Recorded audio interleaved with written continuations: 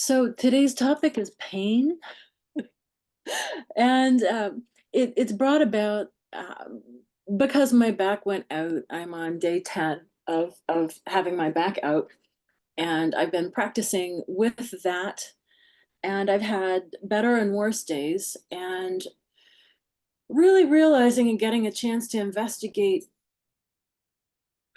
how this practice can help me with the experience of pain. And I started taking a lot of mental notes, and then I realized, okay, there's nothing else I can possibly teach about this week because my back is still out and I'm still in pain. And I think it's best if I bring you the experience I'm having and fresh notes about how I'm working with it. So here we go. And I'm really aware that I'm practicing right now. And I'll talk a little bit later about how I'm practicing in this minute based on everything I've been learning with this 10 days of intensive pain practice and offer it up to you and hopefully leave time for us all to check in about what we know about working with pain too. So in my 10 days of pain practice, I had one really amazing day where it was like Dogen and a host of bodhisattvas were holding my hand and guiding my steps all day long. It ended with one of these 15-minute samadhis at my 9 p.m. meditation that, it was really pretty spectacular, I have to say. Um, on that day, my sweetie picked me up from work. I decided not to drive because I realized that this level of pain makes me a little dopey, a little slow. My mind sort of naturally inclines towards emptiness as a way to, I think, better process the pain and to stay calm with it. And I just realized my driving was I was just a beat slower than the other drivers on the road. And so anyway, that day I had asked my sweetie to pick me up from work. And he asked me, so how did your day go? And he had a lot of trepidation in the question. Like he was really ready to hear that it had been hard. And actually, I was like, it was amazing. I had an amazing day. And it's not because my back didn't hurt that day. It's just I had the good fortune of an incredible quality of practice that day, and I practiced better. I practiced better than I am as a student. I just happened to be supported to do some very skillful things that I didn't even know were important, and had this amazing outcome. And then I had a very bad practice day, very bad. And so I'm going to start with that one first and give you the dramatic bad bits. And then I'll circle back to the good day and say why that went differently, although I think it'll be obvious. So my very bad pain day, I my schedule was such that I had a great uninterrupted block of studio time to go to my studio and get some work done. And I'm really motivated on this. I have a big commission painting due. The collector is anxious for it. It's 2 months late already. I budgeted only 6 months for the project. I should have budgeted a year, yada, yada, yada. So anyway, I told him when he contacted me and so sweetly asked me, for an update and assured me that what he and his wife had seen when they visited my studio a month prior was plenty good enough. As in, he was telling me, we'll take the painting as is, just give it to us. And from my point of view, it's a vastly unfinished painting, and I would not do that any more than I'd bring you a half-baked birthday cake and expect you to eat it. Um, I told him end of the month. So I've got a deadline constellating my desire to really wrap this thing up and get it done. An out loud committed deadline to somebody who's giving me money. Okay, and money probably features here. Um, and I had this great long uninterrupted block of studio time. So what did I do? I took up my paintbrush and I went into the studio and I began painting in a very familiar way as a profound concentration practice. Okay, it was my eyes, it was that paintbrush, it was that canvas, it was my arm, and the whole rest of the world went away. And this is not this is not a new or particularly unusual experience. If you do concentration practices and meditation, you've probably had that experience where you just become the breath and there's nothing else. Um, and I know how to do that too. And I think I learned, I came naturally by this uh, affinity and facility with concentration practices as a way to block out the world. I grew up with three younger brothers, and so just learning to do homework in my home as a child, I learned to function, to focus in and make all of that go away. That being my brothers fighting and different TVs in the house blaring simultaneously on different channels, and the radio down in the kitchen going loudly enough so that my dad could cook dinner and not have to hear the fighting in the two TVs. You know, a very noisy home, and I learned to concentrate and not hear any of that. And in fact, when I got to college and I could actually access quiet places to study in, I couldn't handle it. I learned to study in coffee shops and eventually settled on hallways in colleges. Like if I could find a chair or a place to crash, and it was near a couple of busy offices of students coming in and out and conversations happening, you know, that was my right level of background noise that my brain knew how to concentrate and block out, providing my experience of focus. So there's definitely a relationship to sort of suffering and even trauma here too. The ability to shut down other kinds of experience and focus on getting the job done. It's a really valuable human skill. And I think I basically just took it as far as it would go and further, and got to experience what happens when it fails. So this was on my very bad pain day. So I did what I do. I went into my strong focus state, my concentration. It's a concentrative meditative state, and I painted. I painted about 3.5 hours straight.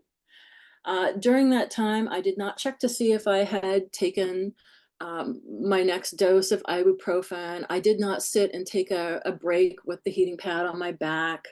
I probably didn't go to the bathroom. I stayed in the same spinal position the whole time. I mean, whether I was standing or perched on a stool, I had the same spine.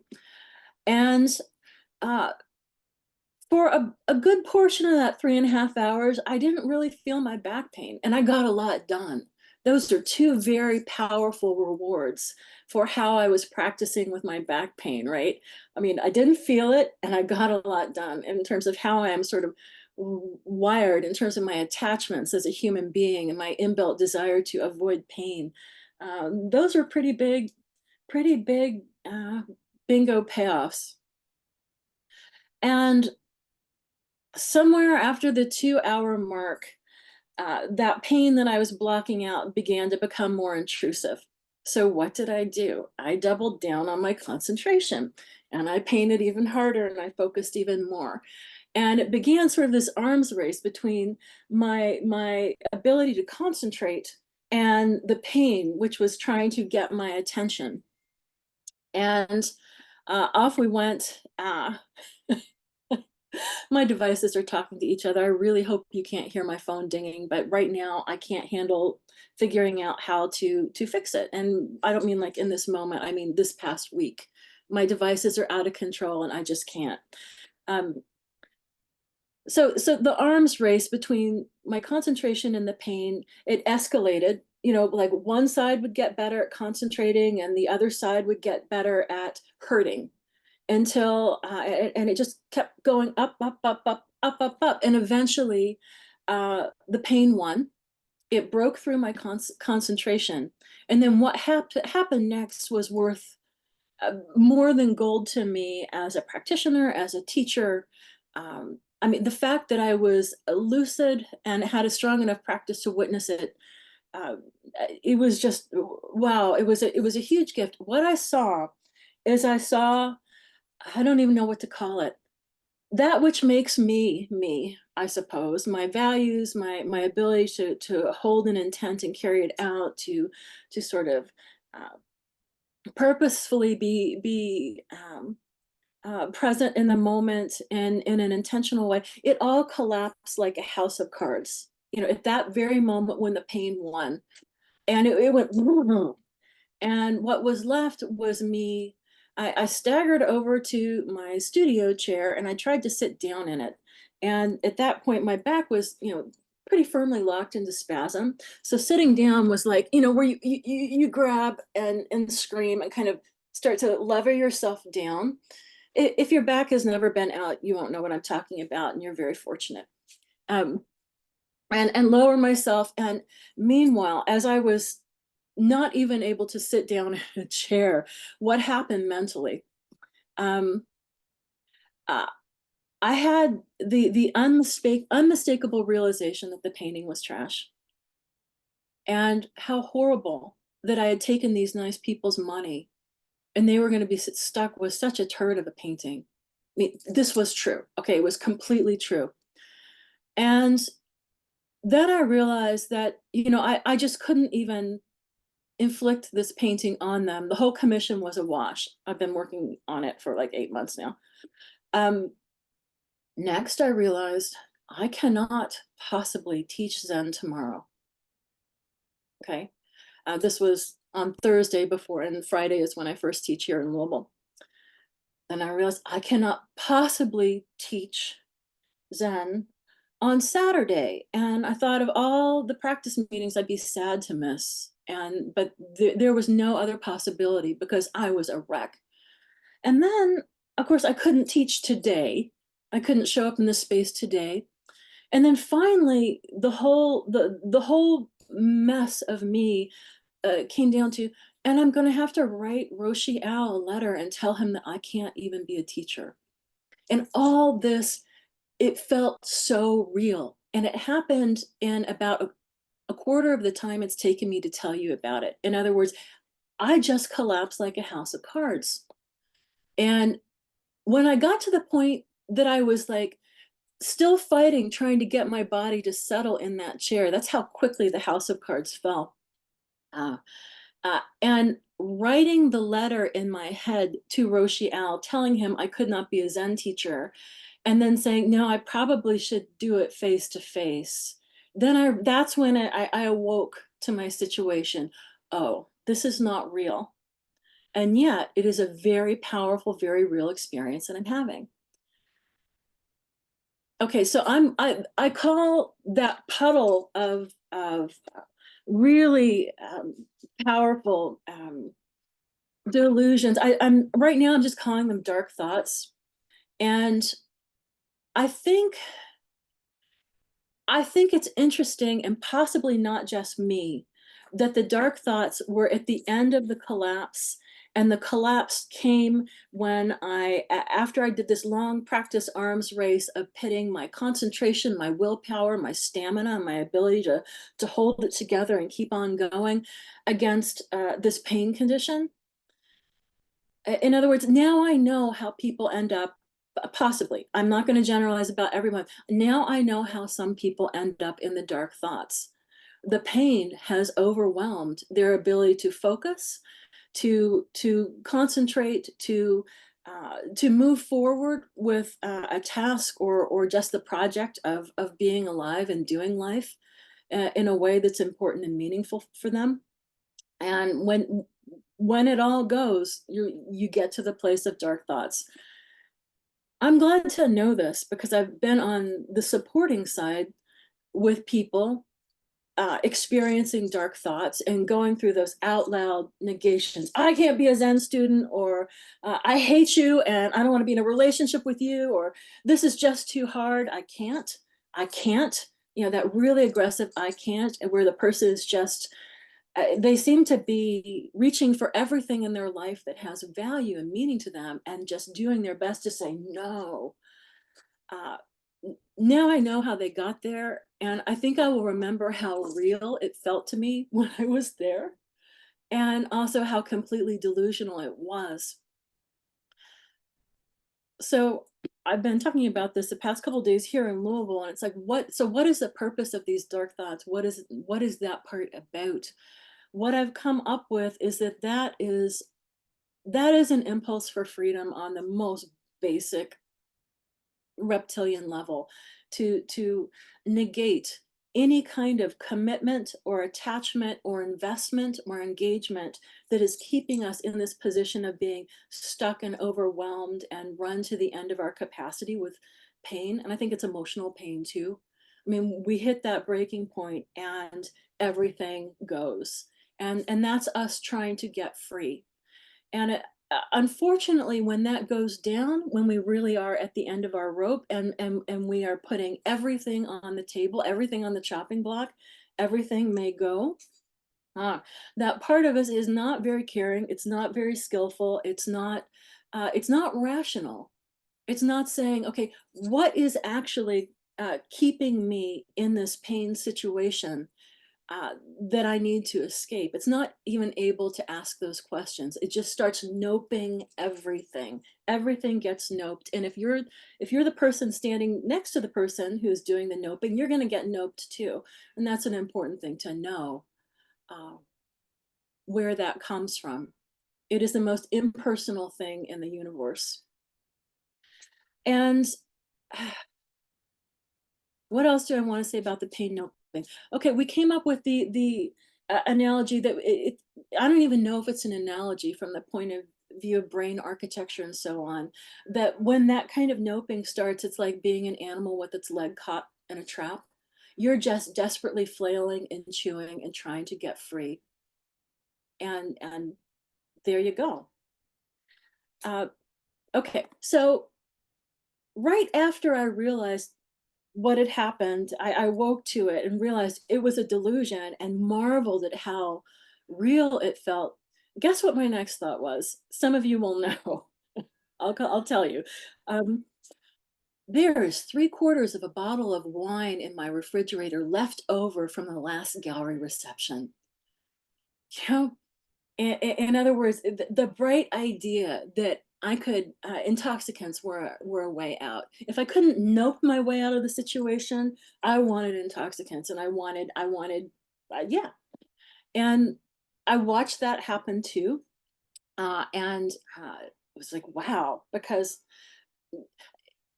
if I'm looking for comfort, a kind of stale bottle of gallery wine from the last opening reception that we had, it does not even really make the list. There are like 10 things I want more for comfort than that. And none of them were around. And so some part of my brain was just like running down the list and finally got down to, well, we could drink and see if it again, it was not rational, and I mean, I would say it's really powerful, but obviously I think if it was as powerful as what some people are dealing with, I would have drunk the alcohol. I didn't, and that's why I have these kind of lucid practice notes about how this whole thing went when I pitted my capacity to concentrate against my direct pain experience and look at the outcome. I think it points to how we win or lose these struggles in our lives long before the collapse point. Because when we collapse, we are collapsed, right? That's when your willpower is exhausted, when your concentration is when you can't muster your concentration anymore to manage your pain. That's the state you're in. That's not the time when you can make use of other resources. In other words, the point is to not get there, you know, to live better so that we don't put ourselves in those kinds of positions. I'm not the ability to concentrate and focus and get through a difficult situation is super valuable. I'm not trying to be negative about that, but I'm noticing that if it's my go-to strategy for living my life, there are going to be a lot of these kinds of collapses, a lot of dark thoughts, a lot of struggles, perhaps with intoxication or other kinds of truly desperate, comforting strategies. There's going to be a lot of noping. on the people and the things that I value very much in my life. So yeah, basically, I don't want to live that way. I don't mind willpowering myself through a short-term situation because I have a lot of focus. I have a lot of concentration. I've built that. And I built a lot of it doing different kinds of meditation practice. And then also by finding an art form that very much um, facilitated it. Yay. Uh, I guess in life we use whatever tools we've got, and if we've got a hammer, everything's going to look like a nail. If what we find that we have is the ability to concentrate, we're going to use that as our number one strategy. But I can see how that's not such a great idea. Okay, now I'm going to tell you about my amazing day. So on my amazing day, I had better karma, frankly. My better karma showed up in the fact that I had practice meetings and I had meetings with artists and I had something else online I had to do sprinkled over my entire schedule. And that is somewhat some past me kind of did that on purpose, said, let's spread out the peopling so that I can really enjoy it when it comes along and so that it breaks up my painting and my otherwise solitary work time into short chunks. And I'm sort of continually, as the day goes on, I'm moving from task to task to task. So, uh, some past me set up the schedule on my good day. And so I did paint on my good day, but I didn't paint for long enough to go into that deep concentration thing where my back locks up in one brutal muscular spasm holding me in place at the easel.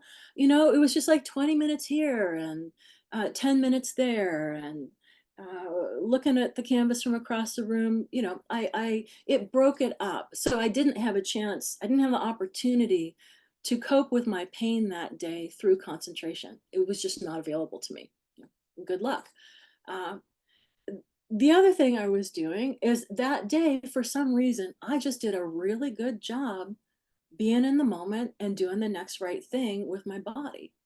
And I'm I'm not, as you can tell, really practiced in this. I'm way more practiced in using concentration to overwhelm my awareness of physical needs and shunt them to the side so I can laser beam focus on getting done what I need to do.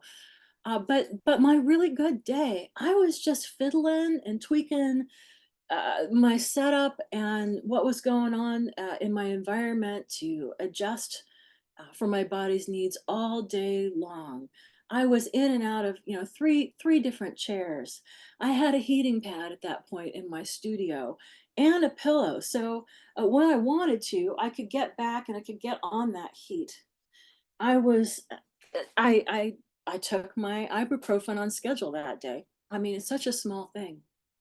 When I got thirsty, I got a glass of water, or I had it already sitting right there because I had remembered to take it to my workspace and set it down. Uh, I what else did I do? Oh, I had food. Yes, I had food at my studio. It was right there in my fridge. So, given my level of back whatever, I didn't have to cross two really busy streets to get something to eat. I could instead just easily get to it.